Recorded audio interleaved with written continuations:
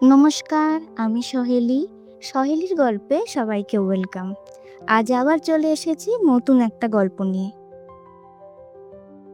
আজ ছুটির দিন, সামনে একটা নেমন্তন্ন বাড়ি আছে, তাই আমি, বাবা আর অভি গেছিলাম আমাদের বাড়ির সামনে প্যান্টালুন্স আছে সেখানেই শপিং করতে। অভির ওখানে গিয়ে না একটা টি শার্ট পছন্দ হয়ে যায়, তাই পরে দেখছিল ভালো লাগছে কিনা। আমিও একটা রেগুলার ইউজের টি শার্ট নিয়ে নিয়েছিলাম। অভির ওই টি শার্টটা বেশ ভালোই ফিট করেছিল, তাই ও টি শার্টটা নিয়ে নিয়েছিল। ওখানে কেনাকাটা হয়ে যাওয়ার পর আমরা আমাদের জিনিসগুলো নিয়ে বাড়ি ফিরে আসি। বাড়িতে এসে দেখি ঠাম্মা চিকেন রান্না করছে। আমরা যখন চিকেন রান্না করি তখন এত ভালো গন্ধ ছাড়ে না, কিন্তু ঠাম্মা যখন চিকেন রান্না করে তখন একটা আলাদাই গন্ধ ছাড়ে। অনেকবার জিজ্ঞেস করেছি জানেন, যে কি প্রিপারেশনে তৈরি করো, কিন্তু ঠাম্মার একটাই কথা, যে নর্মাল যে মশলাগুলো দেয় সেই মশলা দিয়েই তৈরি করি। কিন্তু ঠাম্মার হাতে একটা জাদু আছে বলতে হবে, আলাদাই খেতে লাগে। আজ ঠাম্মা বাড়ি চলে যাবে, তাই বাড়ি চলে যাওয়ার আগে আমাদের আবার চিকেন করে খাওয়াচ্ছিল। চলুন সবাই মিলে লাঞ্চ করে নিই, অনেক বেলা হয়ে গেছে।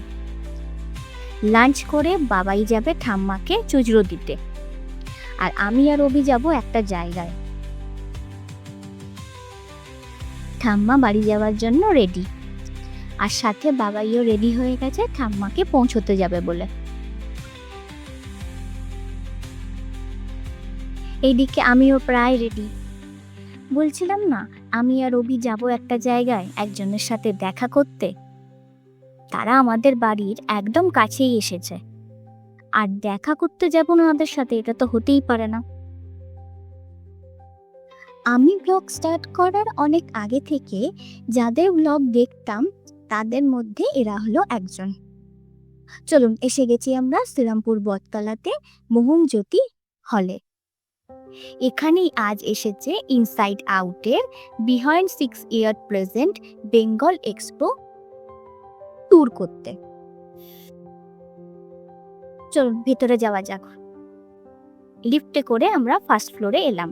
বুটিকের এক্সিবিশন হচ্ছিল সেখানে, অনেক লোকজন এসেছিল কেনাকাটা করতে, আমরাও তাই ঘুরে ফিরে দেখছিলাম। আর এই যে ইনসাইড আউটের অর্পিতা দি, যেমন ভিডিওতে দেখি আমরা ঠিক তেমনই কথা বলছিল সবার সাথে টাইম নিয়ে। জিজ্ঞাসা করছিলাম রিপুর কথা, তাকে নিয়ে আসেনি কেন। দিদি তার কালেকশনে সুন্দর সুন্দর শাড়ি কুর্তি সম্ভার নিয়ে আমাদের শ্রীরামপুরে এসেছে এক্সিবিশন করতে। দাঁড়ান, দিদির কালেকশনে কিছু জিনিস আপনাদের সাথে শেয়ার করছি।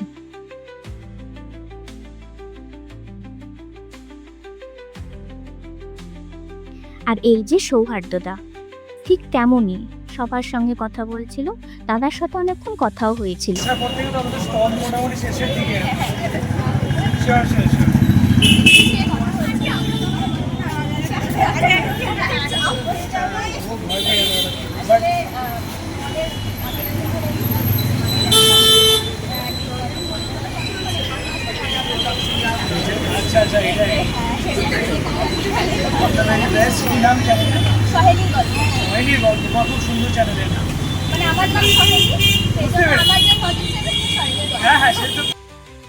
বেশ খানিকক্ষণ এক্সিবিশন ঘুরে আমরা চলে গেছিলাম কলেজ ঘাটে। এই যে সৌরভদা, তারই আজ জন্মদিন সেলিব্রেট হচ্ছিল। জন্মদিন যেহেতু উইকডেসে পড়েছিল, তাই উইকেন্ডে এই সেলিব্রেশন।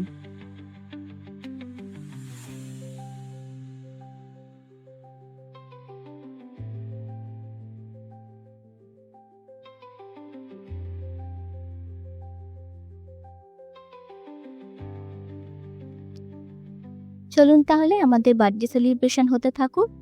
আজ তাহলে গল্প এই পর্যন্তই, আবার আসবো অন্য কোনো গল্প নিয়ে।